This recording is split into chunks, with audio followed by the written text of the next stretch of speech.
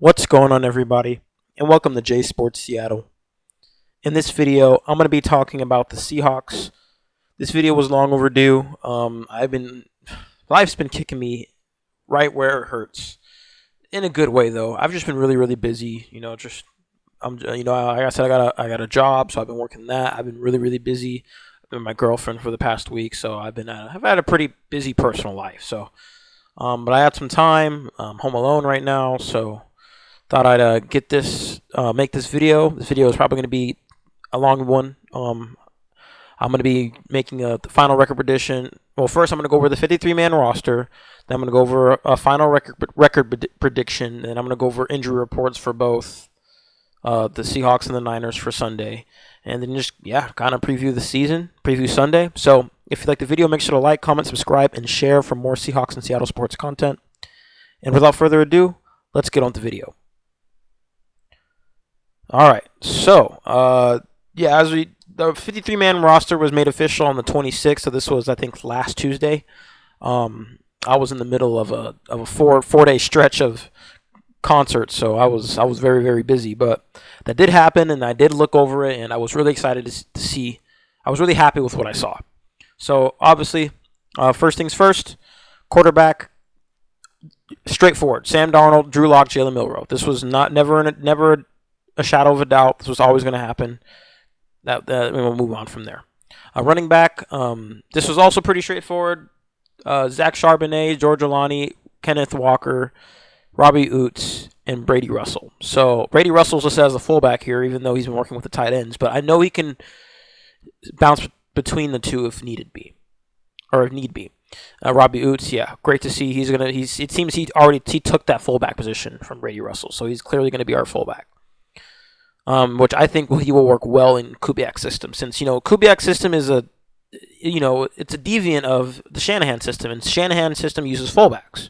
So I think this will work very well. And then receiver, we got Bobo, we got Torrey Horton, Cooper Kupp, JSN, Cody White, and Derek Young.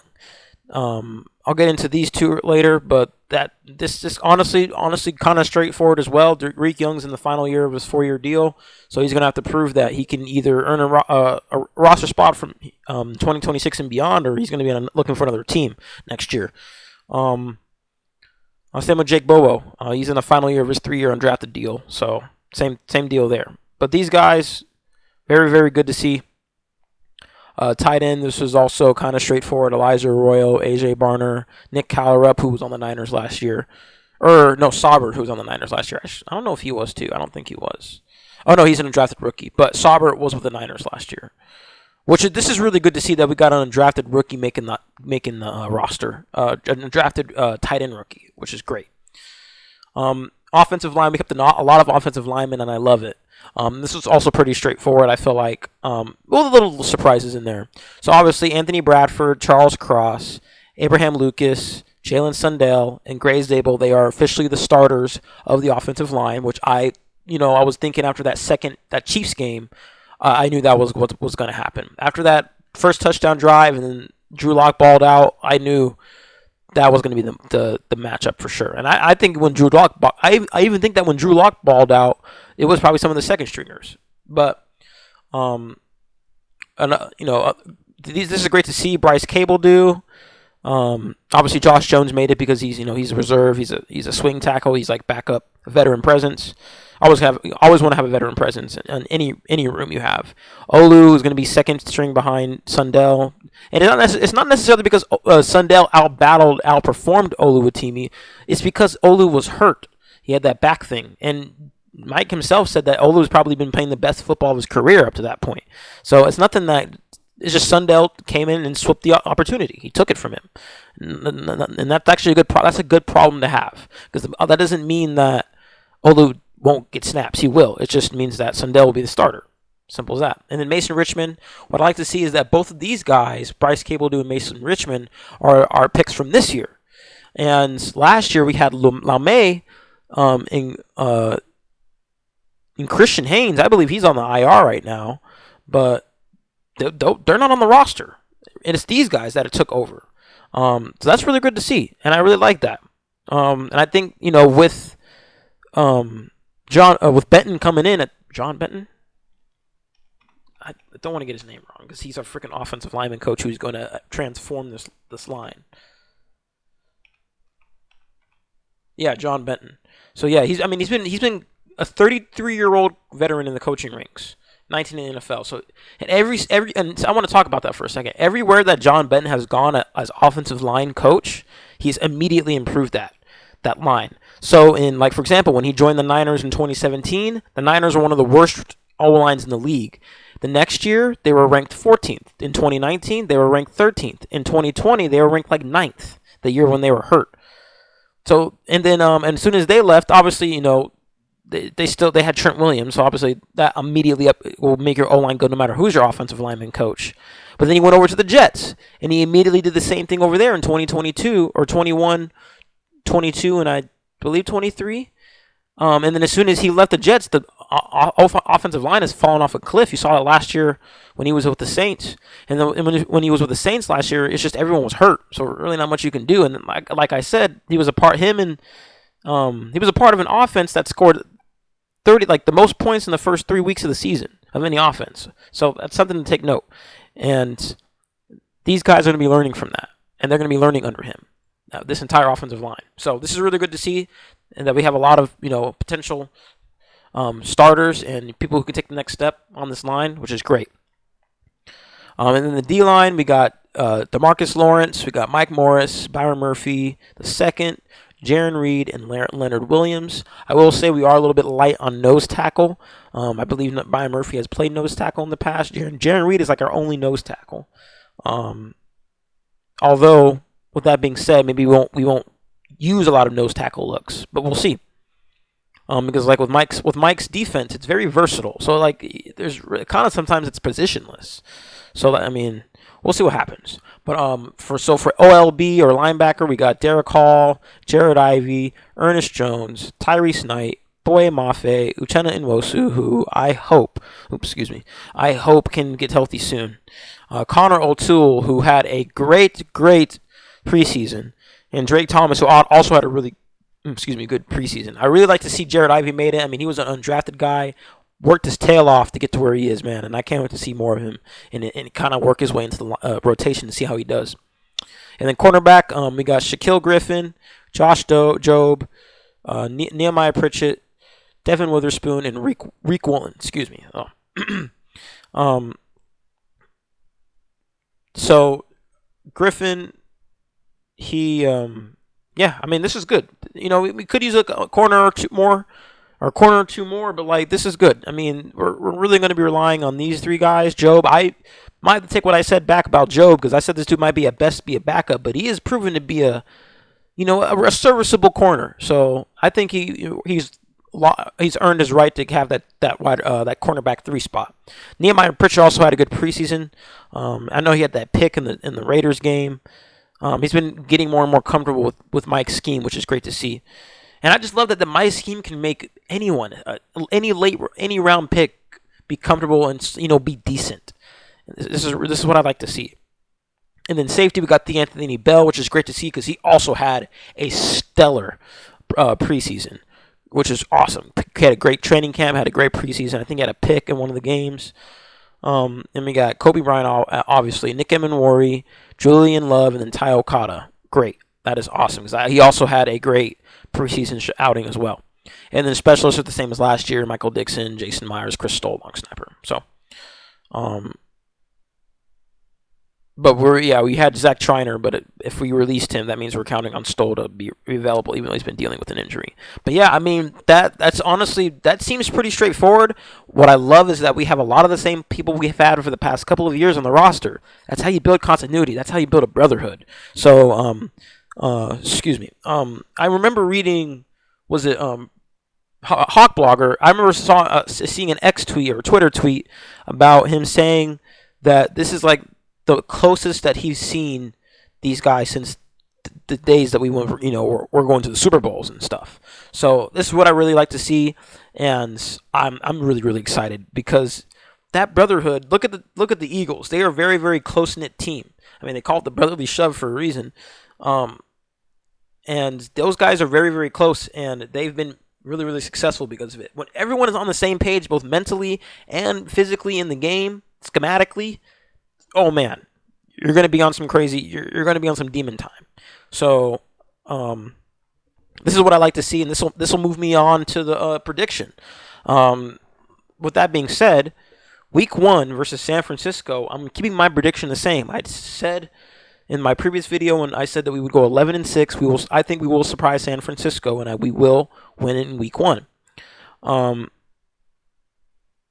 think I said I have us losing this, winning this in the previous video. Regardless, I'm gonna say we're winning this game against Pittsburgh in Week 2. I just think Pittsburgh, I said they're forcing something that just shouldn't happen. They should be blowing this team up. They got an aging Aaron Rodgers who was one foot out of the league. DK Metcalf, who is a good receiver, but he's not going to take it to the next level. And it's just I don't think they'll be that good this year. I think they'll make their 9 wins, 10 wins, whatever, but they're not just going to be a first round exit or may even not even make the playoffs. So I think we win that game, and then Week 3 versus New Orleans, they're in a rebuild. I think we easily take this game. Maybe not easily, but we take this game. Knowing the Seahawks, we always have close games. We always play down to our competition, so I do think we win this game. Not easily, but we win it. Arizona, I think we win. I really do think we win that game. We start off 4-0. It's just we've been owning Arizona since 2021. We've just had a better team than them since 2021. That's not to say Arizona is not going to be a good team in 2025. They could be. I think they honestly could take a step in the right. They were 8-9 last year. They're not going to be bad this year. They're going to be pretty good. I feel like this division is going to be tough, but I do think we still have an edge on them in terms of coaching and on roster wise and talent wise. So I do think we take that. Obviously, I think it's going to be a close game though. And then Tampa Bay, I do think we lose that game at home. I love Baker Mayfield, and he is a great quarterback. And I'm not saying this because I love Baker Mayfield. I'm just saying this because Baker Mayfield is a great quarterback. I think they had a really good draft this year. They got to make Ibuka. They got Mike Evans still, Godwin whenever he comes back. I think if he's hurt, they got some ballers on that team. Bucky Irving, they have ballers on that team, and I do think we will take the L for that on that week, and we'll go 4-1. And then Jacksonville, they could be a surprise this year. I honestly had them not being good, but with the addition of Travis Hunter, and I do think they won't be as bad last year. But I do think we will win, and we will go 5-1 in the season at that point. Houston versus Houston. Now originally this was on ESPN Plus, but it now got moved. It got kicked off of ESPN Plus and is now on ESPN. With that being said, it is still the latest kickoff time. It will be the latest kickoff time in Seahawks football history. But with that being said, I do think I'm going to change my answer on this. Actually, no, I'm making my answer on this one. I do think we take the L against Houston because they are a good team. I have Houston upsetting the LA Rams on Sunday. Not just because I want the Rams to lose, but because I think they're a really good team in Houston. They're not the same Houston anymore. I'm not going to look at Houston and say, "Oh, that's an automatic W." No, these guys can ball now. They made the playoff. They won a playoff game in the last 2 seasons. They're good. So I do think we take the L there and we go 5-2. We have our bye week in Week 8. That's a really, really good bye. Like I've said, the NFL has been blessing us with these byes in the middle of the season. And then in Week 9, we travel to Washington, D.C., our nation's capital, on Sunday Night Football. So this is, like I said in the previous video, this is our back-to-back years of us having a Sunday Night Football game, which is cool. Last video when I made the prediction, I said that we are going to lose this game. I'm actually going to change my choice for this. I actually think we are going to go into Washington and we're going to win. I just think that, Jaden Daniels, he's a great quarterback, don't get me wrong. But rookie quarterbacks who are good, they'll be good for that first season, but the league adjusts. And I do think Mike will adjust and look at his tape and adjust accordingly. And I do think our defense will be able to hold them, and our offense will be able to score against them because their defense will be better than it was last year. But I just don't think it'll take a step up like we will. So I do think we win this game, and we will go 6-2 on the season. And then Week 10, I just think we just continue owning these guys, and that Jody Allen has partial stake in Cardinals ownership because we are going to sweep these guys for a 2022 for a 4th consecutive year. And we go 7-2 on the year. nothing against the. I mean, it's just like I said, we've always had a better roster than the Cardinals for the past few years. I just continue that trend to happen. So we'll see what happens, but I do think 7-2 after that game. And then Week 11 against the Rams. This is the first Rams game. This one, I do think we will take an L. The Rams are a Super Bowl contender in a lot of people's eyes. Me personally, I just think they're a playoff contender. If Stafford's back is not doing well, he said it looks like he's good to go on Sunday. But if his back is if that disc thing is aggravated, I don't see these guys potentially being even a playoff team, maybe a borderline playoff team like we were, like 9-8, 8-9. But I don't see them doing something special if Stafford's hurt. Sorry if you heard that. But I do think we take the L that week, assuming Stafford's playing. So I will put us at 7-3 on the season. And then we go to Tennessee week 12. Tennessee is in the middle of a rebuild. And we've historically, even under, I know it was Pete a thing, but even last year with Mike, we've done, we continued to have success at East Coast time. So I do think we win this game and we go 8-3 on the season. At this point, this could be tied. This could be leading the division, or it could be tied at the division. But I think that's what our record will be after that point. And then Sunday, November 30th, against the Minnesota Vikings. I do think I think we're going to win this game. I think you know what? No, I don't think we're going to win this game. Minnesota, I think J.J. McCarthy will have enough time to get himself gathered in the league. He's going to be a good quarterback in the league. He was good at Michigan. Obviously, it's not going to be all him. They have a really, really strong run game. Their defense is amazing. So it's not going to be, obviously, it'll be all J.J. McCarthy. I feel like it's going to be more of the team than just McCarthy. But I think, they have better wide receivers than us. Their defense is stacked. I mean, not to say that our defense isn't stacked. Our defense is stacked. I just think we will get bested that day, and we'll be 8-4 on the season. And then moving on, going to Atlanta, I do think we'll win this game. We won it. We blew them out last year. We have a better roster than them, better coaching staff than them, I feel like. So I think we will go there and take the W, and we'll be 9-4 on the year. And then going into Week 15, that's Indianapolis. Daniel Jones, I believe, is a starter. But I do think we will win this game. But I kind of have PTSD from us losing to Daniel Jones last year. That shouldn't have happened. But, each year's a new year. He's on a completely different team. He's probably in the middle of a rebuild right now. So I will give us the win there, and we will go 10-4. And then moving on to Week 16 against the Rams in Seattle. I do have us splitting the series with the Rams, and I do think we will win, and we will go 11-4 on the season. Which will probably at that point put us firmly in a playoff spot if we're not leading the division. So, and then Week 15 or Week 17 against the Panthers. This will be flex, so we'll see when it'll be. I guarantee you it'll be at 11 a.m. because it's in Carolina, and it's Carolina. I don't expect them to be. I do expect them to surprise people this year, but I don't think they'll be like crazy. So I feel like it'll be just the 11 a.m. game. So, with that being said, I do think we win that game, and we go 12-4 on the season. And then Week 18 against San Fran, this could be, depending on how things go, this could be a primetime game. This couldn't. I mean, we already have 4. We have the first Cardinals game. We got the Houston game. We got, not what I wanted. We got the Houston game, which is the second one, and then we got the we got the Washington game, which is Sunday night, and then we got the second Rams game, which will be at 6:15 p.m. on Thursday night. So this could potentially be a primetime game, depending on how things go. Like, this could be for the division. This could be, the Niners fighting for a wild card spot, and we could eliminate them.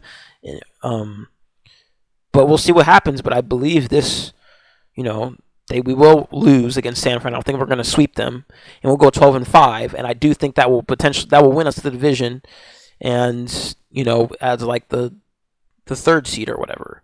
And we will face, let's say, like, who will be the 6th seed, like the Vikings or the Bears. I think the Bears could surprise people and make the playoffs this year. I might sound crazy considering that it's the Bears, but each year is a new year. So, and there is I think on average, what is it, 6 new teams that make the playoffs new year, or each year 6 new teams make the playoffs. So you never know. But I do think we will finish 12-5. That is upping my prediction from 11-6 from my last video. It's just a 1 win difference. It would have just been that Washington game. Everything else pretty much remains the same. And 12-5 is our record. Our ceiling, I feel like, is 13-4. And then I feel like our floor is like 8-9 or 7-10. So I think 8-9 is our floor. So yeah, that's my record prediction. Final record prediction is 12-5.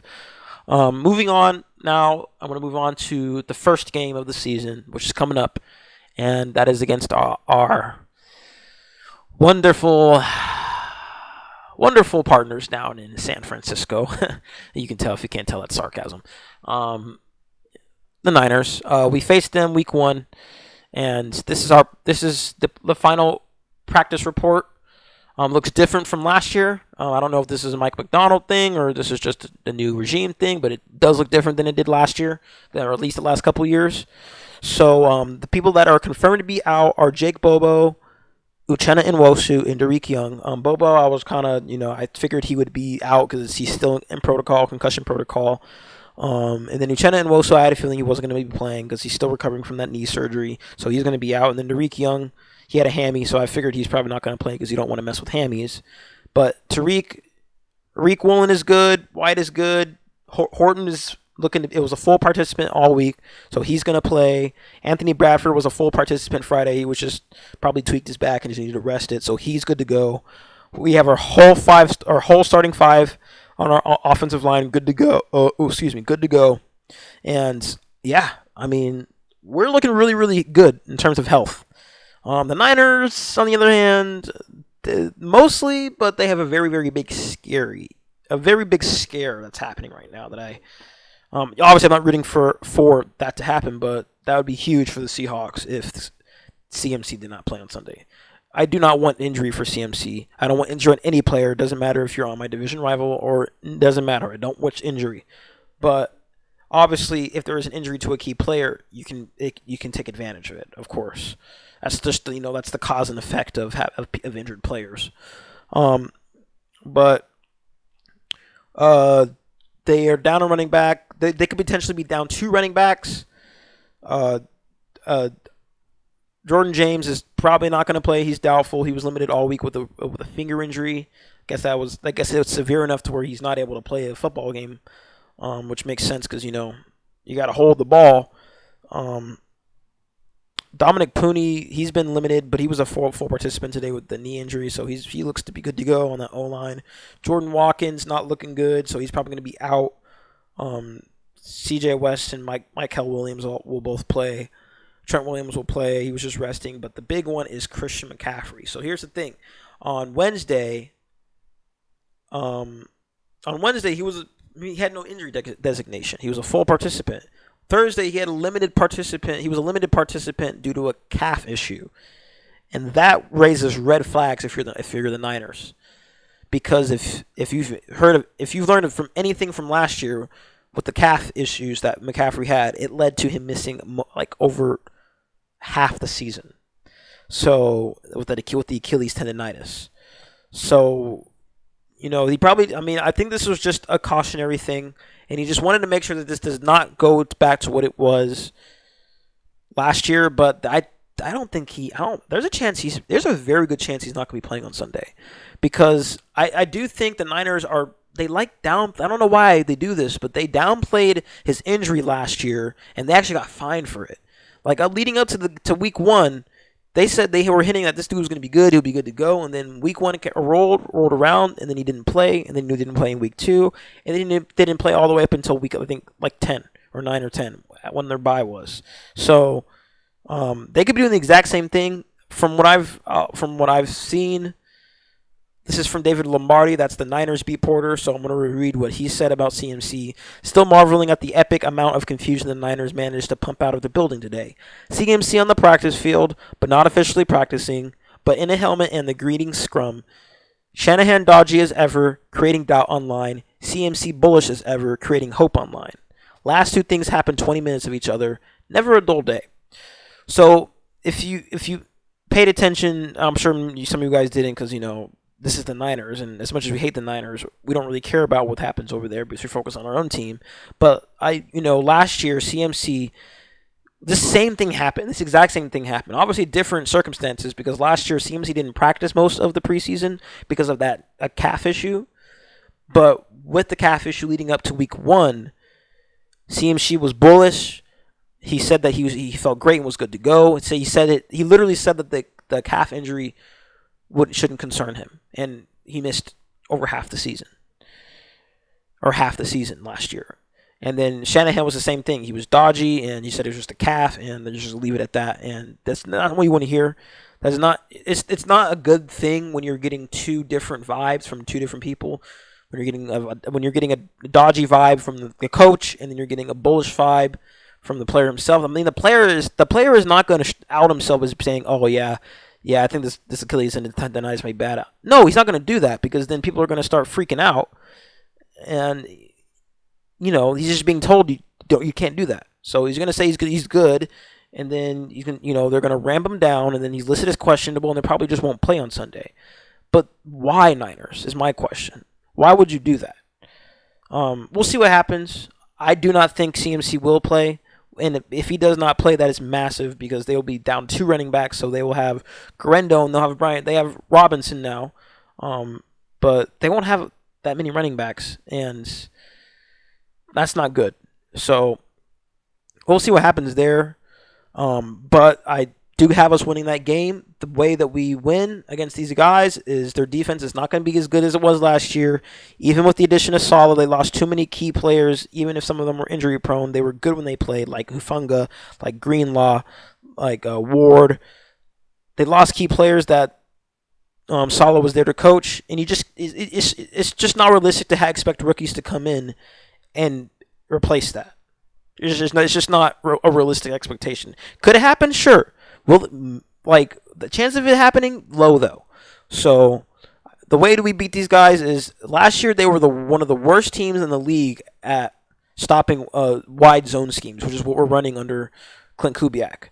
So if we can let our scheme bully their D-line, we will alleviate a lot of pressure off of Sam Darnold, and Sam Darnold is just going to eat up whatever the defense gives him, whether he drops back or does play action.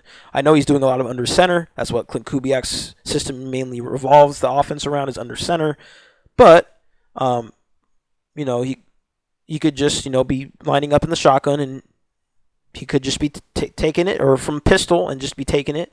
So, we'll see what happens. Yeah. So, I do think we win. I do think, I would give a score of I do think we will stifle the Niners. I think it'll be like a score of 21-14. I just think that'll be the score. So, I think that's all I have for this video. I think I'll make a video after the game, either the day of or a couple days after. We'll see what happens. But yeah, I just wanted to get this out there, and I'm very excited for the season.